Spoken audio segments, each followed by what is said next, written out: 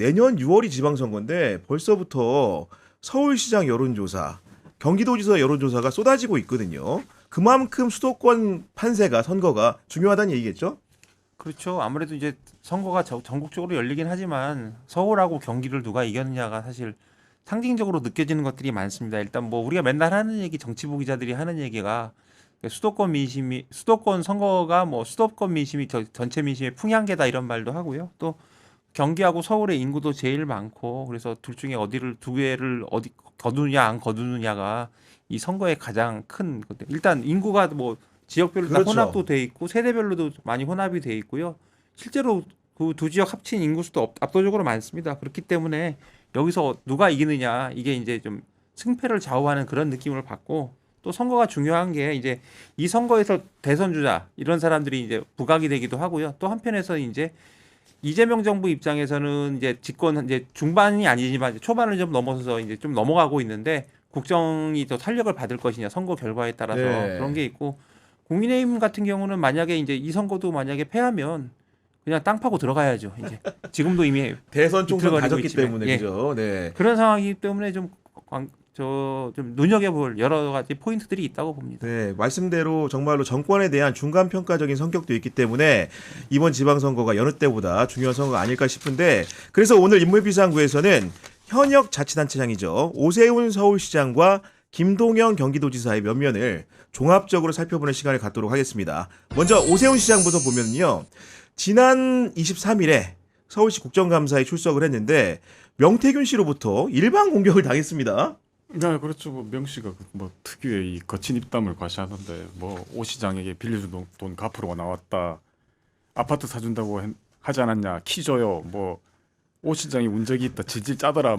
그래서 뭐 어떻게 보면 뭐 쇼츠에서 어그로 끌만한 자극적인 뭐 말들을 엄청 쏟아냈지 않았습니까? 그리고 뭐 제일 눈에 떴던 게 뭐 김영선 전 의원이 오 시장한테 뭐 문자 메시지 보냈는데 그게 연애 편지가 나온다라고 그러니까요. 해가지고 그게 네. 뭐좀 논란이 되긴 했죠. 그리고 국민의힘 의원들이 이제 저기 명시 전과 이력 가지고 공격하니까 또 그러더라고요. 감당이 안 될 텐데라고 얘기하겠는데 이게 딱 그 듣는 순간 그 생각 들더라고요. 이게 정확히 1년 전에 명태균 게이트 논란 됐을 때 명시가 이제 언론 인터뷰를 해가지고 하면서 자기가 검찰 조사하면 이 정부가 뭐 하야하고 탄핵 당해서 감당이 되겠냐라고 했는데 약간 명시가 지금까지 하는 걸 보면 약간 이런 사실에다가 과장과 위협을 적절히 섞어가지고 상황을 자신한테 유리하게 만드는 뭐 능력이라고 해야 되나요? 뭐 이런 것들을 좀 발휘한다는 생각이 드는데 오 시장은 오히려 그때 이제 자기가 이제 이 8일날 특검 대질 신문이 있으니까 뭐 이게 미리 미천을 사용하지는 않겠다라고 맞아요. 해가지고 이제 좀 구체적인 답변을 피해가 좀 대조 같았습니다 그때. 아니 그리고 이제 그 오세훈 시장을 상대로 명태균 씨가 가장 강력하게 주장하는 논거 중에 하나가 뭐냐면은 자기 앞에서 눈물을 흘렸다는 건데 정말로 눈물을 흘렸을까요? 아 그래서 저도 이걸 원고를 미리 받아보고 이제 오 시장이 눈물을 과연 흘리는 사람인가 그래서 이 네이버를 쳐봤어요. 눈물 흘리면 오세훈 탐구하셨군요. 눈물. 그랬더니 아니 진짜 나중에 한번 쳐보세요. 여기 화면에 한번 그려주세요. 눈물 흘리는 게 되게 많이 나와요. 그래서 제가 자주 좀 우는구나, 약간만 생각보다. 읊으면 예전에 우리 지금 기억하는 그 우상급식 주민투표 그거 앞두고 이제 기자회견을 하는데 어떻게 하냐면 기자회견을 하다 말고 이렇게 우는 장면 등을 돌리고 손수건 꺼내서 한 사진이 있고요. 또 이제 그 서울시장 보궐선거 출마했을 때 2021년 1월에 그 코로나 뭐 간호사 격리하는 간담회에서 간호사들 고생하는 영상을 보면서 또 눈물을 훔치는 장면이 있고 야 생각보다 감성적이시구나. 이태원 참사 직후 기자회견에서도 뭐 내 무한 책임이라고 그러면서 이때도 이제 딱 뒤돌아서 눈물을 찾아보면 많이 나옵니다. 또 있어요. 그리고 하나만 더 언급을 하면 이거 외우지도 못하겠더라고요.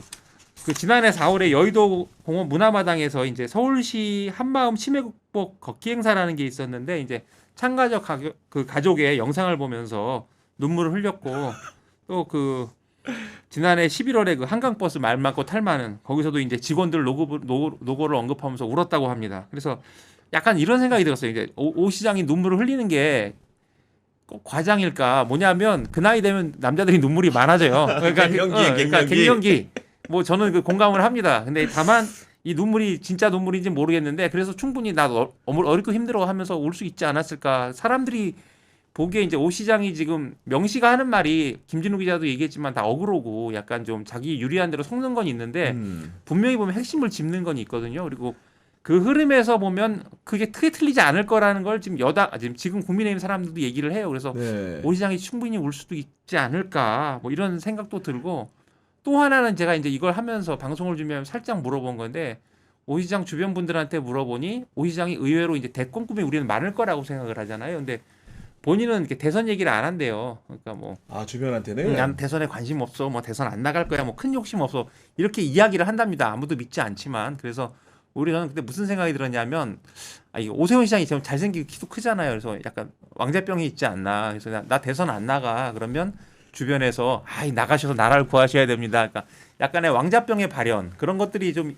있으면서 거기에 이제 눈물까지 한 말 덧붙여주면 굉장한 무기가 되지 않을까. 오 시장한테는 오 시장이 그런 식으로 정치를 해보지 네. 않았을까 하는 그런 이상한 추측을 좀 해봤습니다. 아니 어쨌든 간에 오세훈 그 시장이 특검 조사를 앞두고 있는 상황인데 이렇게 자주 울었다고 한다면은 본인한테 불리한 요인은 아닌 것 같아요. 만약 명태균 앞에서 울었다손 치더라도 그게 별일이 아니다. 예를 들어서 아마 명태균 씨는 굉장히 본인한테는 이벤트였기 때문에 그런 기약을 토대로 해가지고 오세훈이 도움을 받았다 이런 식의 주장을 하는 것 같은데 자주 울었다고 한다면 나 평소에도 잘 울어요. 아니 근데 이렇게 생각을 할 수 있죠. 도와줘 이러면서 울면서 도와주세요. 그러니까 오히려 명 씨한테 매달리는 듯한 인상을 줄 수도 있죠. 네. 여러 가지 해석이 가능할 것 같아요. 그 부분에 있어서. 어쨌든 간에 오세훈 시장은 조목조목 이렇게 반박을 하면서 장외적으로 뭔가 설명을 좀 하고 있는 상황인데 특히 이제 여론조사 대가로 명태균 씨에게 아파트를 주기로 했다던가 김영선 전 의원이 자신에게 연애 편지를 보냈다는 주장은 전혀 사실 무근이다 이렇게 나옵니다 지금. 그렇죠. 뭐 이 아파트 주기로 했다는 거는 뭐 상식적으로 생각하면 말이 되냐 뭐 이런 식으로 반박을 했고 김영선 전 의원이 이제 연애 편지 보냈다는 주장에 대해서는 이게 이 문자가 두 번 왔는데 그게 보면 명태균 만나가지고 선거에 도움되는 되도록 해달라는 그런 내용이지 뭐 연애 편지로 해석될 여지가 없다라고 했는데 실제로 이제 일부 언론에서 이제 김영선 전 의원이 보낸 문자가 이제 공개됐잖아요. 거기 보면 뭐 이 김영선 전 의원이 오 시장한테 보낸 뭐 문자 메시지가 이 참 내용이 저 특이하던데. 특이하긴 합니다. 채송화 꽃이 기다림을 놓치고 나면 그 찰나가 언제 또 오리오. 옷기 스치는 순간을 놓치면 채송화 그리움은 온유울 소리가 될까 두렵습니다. 그래서 제가 지난주에 왜 그 인물비상구 인물평 한번 하면서 뭐 산천어 누이고 하는데 이건 간다 그래서 이게 마치 지금 뭐 예시존 분 느낌이 들었는데 뭐 아무튼 내용은 그렇고 이걸 보면 사실 이게 이 연서 비슷한 느낌이 들긴 하지만 그런 내용이 아니라 이제 명 씨랑 만나달라는 내용이잖아요. 그런 얘기죠. 그래서 네. 오 시장 주장이 적어도 이 부분에 대해서는 맞는 것 같은데 다만 이제 오 시장이 이 언론에 나와가지고 이야기하는 것들이 그 국감에서 침묵하다가 언론에서 이렇게 이야기하는 거는 어떻게 보면 국감에서 약간 위증죄 걸릴 가능성이 있으니까 조금 자기한테 유리하게 하려고 하는 거 아니냐 이런 의심을 살 만한 대목도 있습니다 보면. 우리 김진우 선배가 문자를 읽으니까 시조를 이렇게 읊으시는 것 같다는 느낌이 좀 들었는데 저는 사실 그 내용을 제대로 안 봤는데요.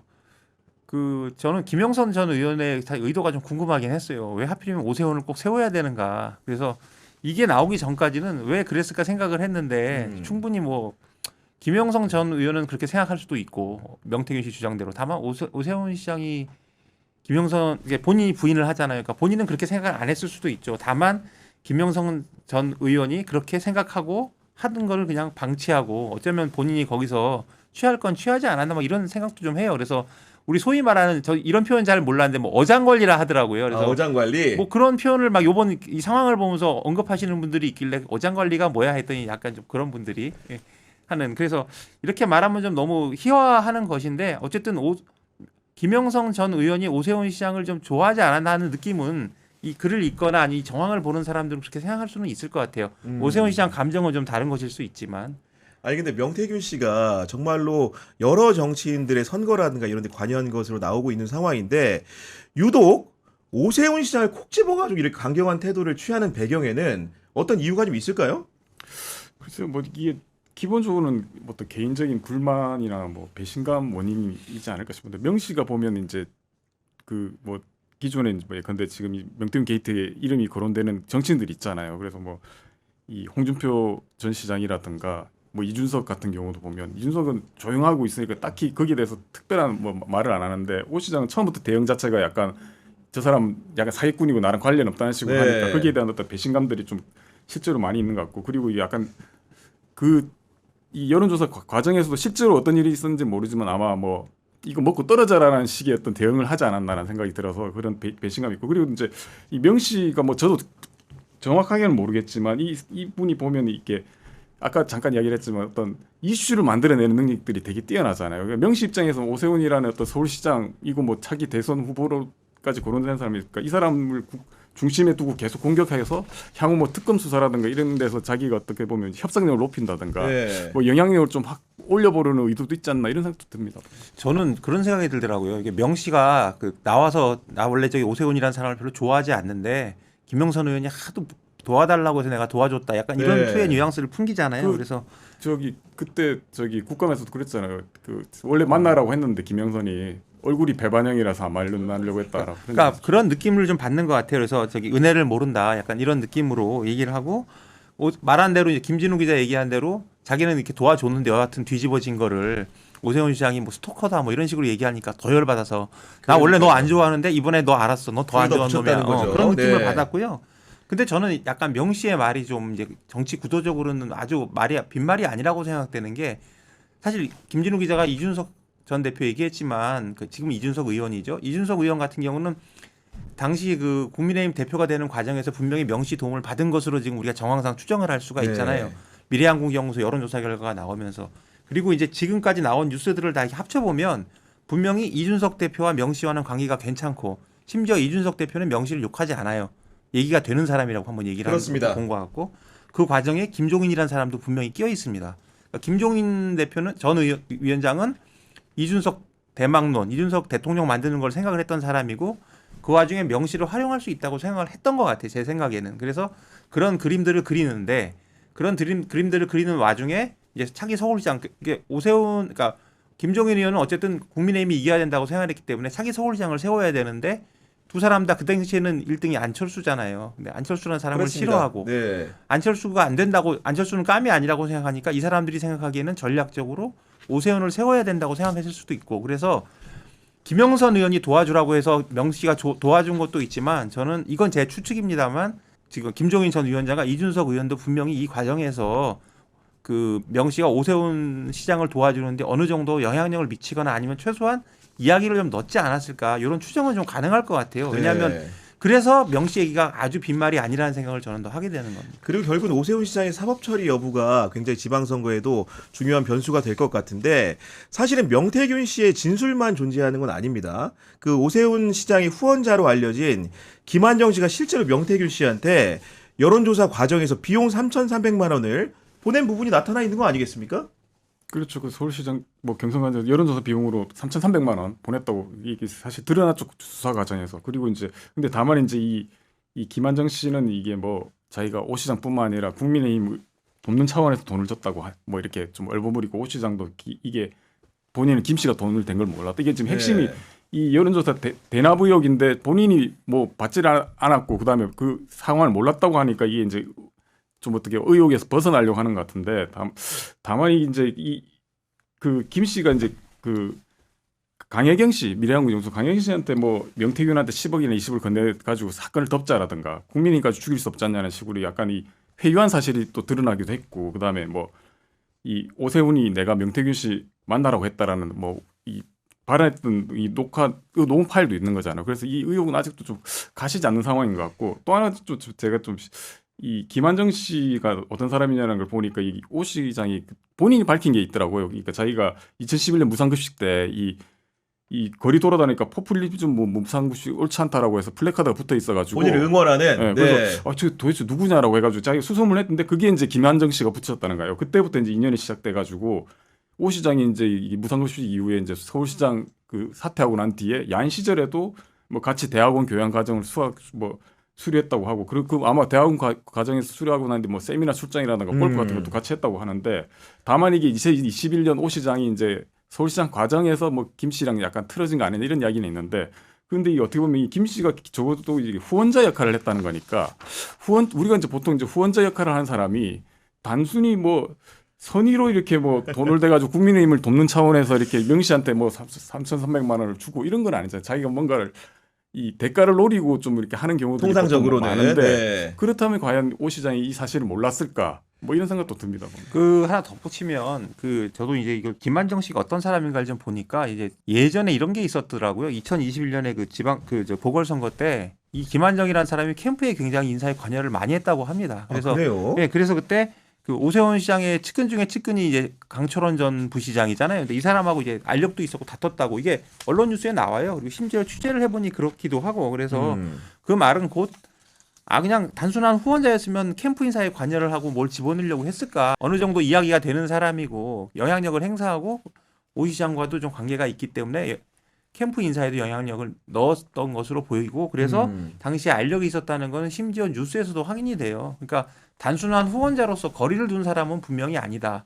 다만 이후에 오세훈 시장과의 관계가 계속 그 우호적인 관계로 이어질 수 있는가에 대해서는 좀 두고 봐야겠죠. 이제 앞으로 나오는 게. 그럼 두 분 같은 경우에는 오는 8일에 이제 명태균 씨하고 오세훈 서울시장이 특검에서 대질 조사를 앞두고 있는데 그 춘전이 감이겠지만은 기소 불기소 여부 어떻게 좀 전망하십니까? 아니 감으로 때리라고 하면 그냥 뭐 제가 하고 싶은 걸 대로 하면 뭐 기소하지 않을까 싶긴 한데요. 왜냐면 이게 통상 이렇게 대질 신문을 한다는 거는 어느 정도 조사가 된 상황에서 부르는 거잖아요. 어느 정도 조사가 됐다는 걸 기존에 뭐 나오는 것들을 보면 이 특검 쪽에서 뭐 이 오 시장 이 혐의에 대해서 어느 정도 입증을 한 거니까 부르지 않을까 생각이 좀 드는데 다만 이제 뭐 이 기소를 해서 이후에 오 시장이 이제 뭐 재판을 받는 과정까지는 이제 시간이 걸리니까 그거랑 이제 오 시장이 향후 뭐 서울시장 5선 도전에 뭐 바로 장애가 생기지는 않겠죠. 보면. 그러니까 저도 이제 주변에 평가를 물어봤더니 아마도 특검이 기소를 전제로 조사를 하는 것 같다는 평가들이 많은데 또 한 칸 더 나가면은 이게 사실은 재판이 시작이 되는 거잖아요. 기소가 되면. 그럼 통상적으로 1심 6개월 안에 나오는 게 원칙이고 이 사건 자체가 매우 복잡하지 않기 때문에 오히려 1심 무죄가 선거 전에 나오면 오세훈한테 굉장히 유리할 수가 있다. 만약 무죄가 나온다고 한다면은 그런 식의 관측을 하는 분들도 꽤 있더라고요. 보니까요. 뭐 저도 사실 이건 뭐 좀 생각을 해봤는데 일단 그 국회에 나와서 오 시장 직접 본인이 피의자로 간다 이렇게 얘기는 했기 때문에 특검은 뭔가 기소를 하려고 생각을 하는 게 아닌가 싶은데 저도 이제 구 기자 생각이랑 비슷한데 오 시장이 뭐 무죄다 아니다 이런 얘기가 아니라 이게 과연 선거에 큰 영향을 미칠까에 대해서는 좀 상황을 두고 봐야 된다. 그래서 시간도 걸리고 만약에 1심에서 무죄가 안 나오고 뭐 어사무사하게 나와도 좀 계속 걸리잖아요. 지방선거 때까지. 그러면 오 시장은 그냥 이 위험을 무릅쓰고 계속 갈 확률이 좀 저는 있다 보이고 여기서 좀 정치적으로 따져봐야 될 것이 국민의힘 상황인데요. 국민의힘은 지금 오세훈 시장 말고 내세울 사람이 아무도 없어요. 후보군 중에 대한 부재론이죠. 그러니까 오세훈 시장이 어느 정도 그 어떤 사법적 리스크를 안고 있더라도 오 시장 카드가 계속 살아서 갈 가능성도 저는 있다고 봅니다.